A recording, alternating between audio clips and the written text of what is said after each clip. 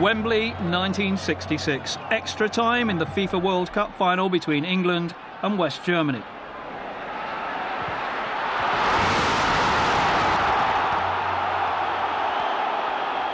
Perhaps the most controversial incident in football's long history.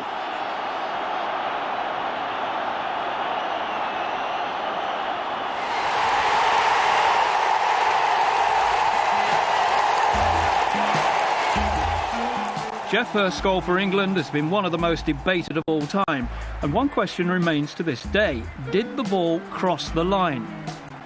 Tofik Bakramov, the Soviet linesman that day, thought so, and the rest is history.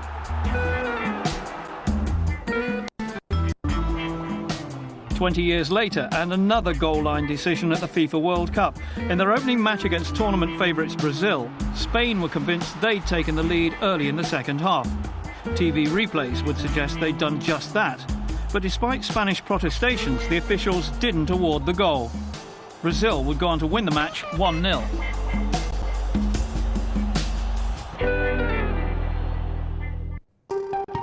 You might recall our story on the Smart Ball, a revolutionary goal line system designed by Adidas in conjunction with Kairos Technologies to aid match officials when such situations arise.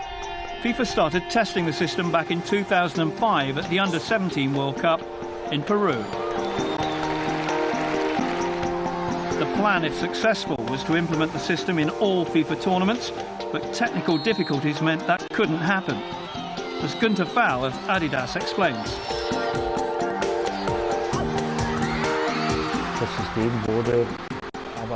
The system sometimes worked well, 100% accuracy, when there was a shot from distance.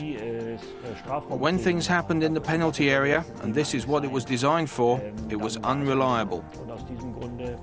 For that reason, when we sat down with Kairos to assess the findings, we decided that things couldn't be improved.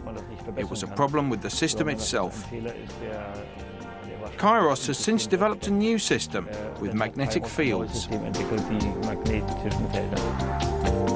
And it's those magnetic fields within the new system, goal line technology, or GLT for short, which Kairos say make it a more precise and robust model compared to their previous design, which used radio waves. Once the ball crosses the goal line, a signal is sent to a central computer and then onto the referee's watch. Christian Holzer is Chief Operating Officer with Kairos. In the ball there is a sensor and a transmitter unit. The sensor unit is responsible for sensing the magnetic field strength, and the transmitter unit is responsible for sending this information to the central unit, which is then deciding whether the ball has crossed the line. GLT was road tested at last month's FIFA Club World Cup in Japan. Referee Mark Shield was one of many FIFA officials on hand to witness the technology and seemed to like what he'd seen. I think anything that can assist the referee to make the right decision is a good thing, and technology in this case is obviously a beneficial thing for the referee, because if this technology can signal a goal when a legitimate goal is scored, then it's good for the game in general, because the team obviously can win or lose, you know, on the basis of one goal or not.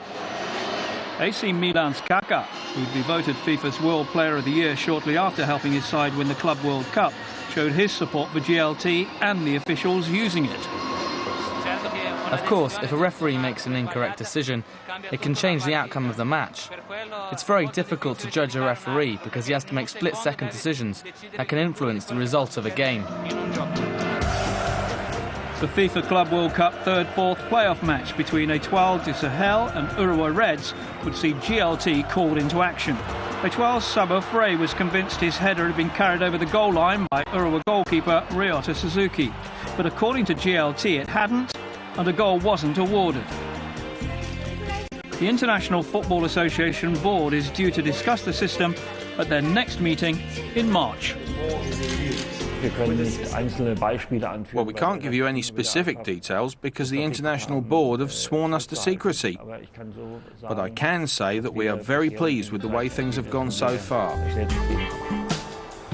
It remains to be seen whether goal line technology is the future.